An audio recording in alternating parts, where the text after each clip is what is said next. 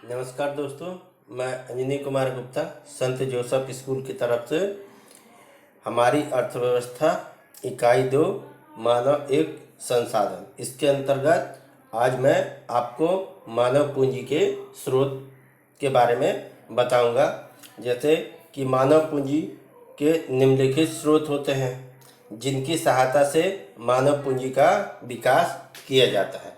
तो इसमें से मानव पूंजी की सबसे जो प्रमुख आवश्यकता होती है वह भोजन होती है, क्योंकि किसी भी मनुष्य को जीवित एवं स्वस्थ रहने के लिए उसको भोजन की आवश्यकता होती है। यदि उसके शरीर में भोजन रहेगा तभी वो व्यक्ति जीवित रह सकता है, अन्यथा भूखे पेट रहने पे उसमें उसका जो मानसिक स्तर होता है वो एक तरीके से निष्क्रिय हो जाता है और उसे हमेशा भूख बेचैन करती रहती है। इसलिए जो मानव पूंजी का प्रमुख स्रोत है वो भोजन ही है और मनुष्य के जीवन का एक आधार भोजन माना जाता है। उसके बाद वस्त्र, तो मनुष्य की जब प्रमुख आवश्यकता का भोजन होती है और भोजन के बाद मनुष्य को अपने शरीर को ढकने के लिए वस्त्र की आवश्यकता होती है, यानी कि कपड़े की आवश्यकता होती है, जिससे वो बदलते हुए मौसम में अपने शरीर की क्या करता है, सुरक्षा करता है और उसे अपने शरीर को ढक सकता है। जैसे भारत के अंतर्गत 3 प्रकार का मौसम पाया जाता है, ठंड, गर्मी और बरसात। तो तीनों समय के अंतर्गत उसे अलग अलग प्रकार के वस्त्रों की आवश्यकता होती है। उसके बाद उसकी प्रमुख आवश्यकता होती है आवास।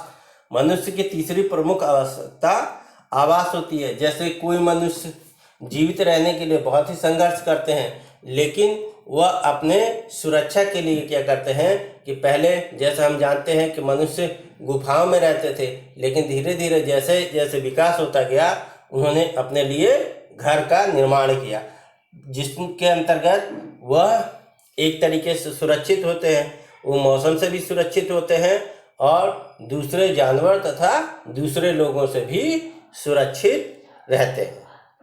स्वास्थ्य, तो मनुष्य की जो चौथी प्रमुख अवस्था होती है स्वास्थ्य होती है, क्योंकि कहा जाता है कि स्वस्थ शरीर के अंदर ही स्वस्थ दिमाग होता है या स्वस्थ मस्तिष्क का विकास होता है।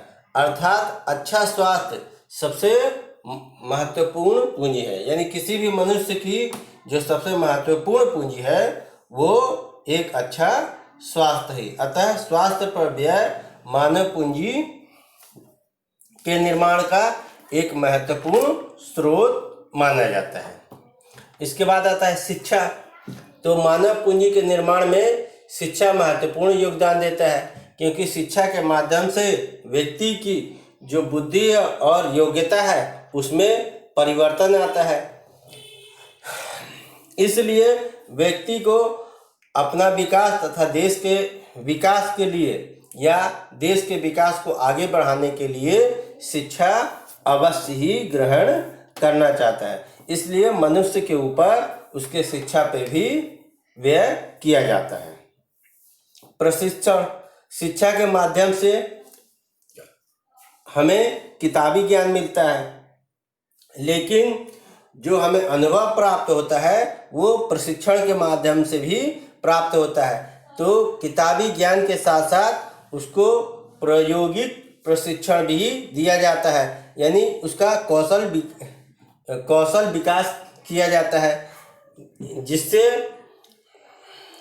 उसे कौशल ज्ञान प्राप्त होता है। अतः खास काम करने के लिए मनुष्य को विशेष ज्ञान की आवश्यकता होती है और ये ज्ञान उसे तकनीकी प्रशिक्षण के द्वारा ही प्राप्त होता है। प्रबंधन, तो शिक्षा के स्तर से ऐसे प्रबंधन का स्तर जो होता है वो ऊंचा उठाया जा सकता है, यानी कोई भी कार्य है तो उसका जो प्रबंधन है वो शिक्षा के माध्यम से या अच्छे प्रबंधन के माध्यम से उसका जो स्तर है उसको ऊंचा उठाया जा सकता है। उत्पादन के समस्त साधनों को हम यदि एक जगह एकत्रित करते हैं और उनको संतुलित रूप से अच्छे से प्रबंध करते हैं तो उसका जो हम रिजल्ट पाते हैं वो अच्छा प्राप्त कर सकते हैं। यदि किसी भी चीज़ को अच्छे से यदि हम प्रबंध नहीं करते हैं तो उसका हमें जो रिजल्ट है वो अच्छा नहीं मिलता है। इसलिए एक कुशल बुद्धि वाला व्यक्ति ही है जो संगठन तथा नेतृत्व अच्छे से कर सकता है, यानी कि उसका जो प्रबंध है वो अच्छे से कर सकता है। और बुद्धि की कुशाग्रता के लिए प्रशिक्षण प्राप्त करना आवश्यक होता है, जिससे मनुष्य को प्रबंधन करने में आसानी होती है या प्रबंधन का ज्ञान उसे प्राप्त होता है। धन्यवाद दोस्तों।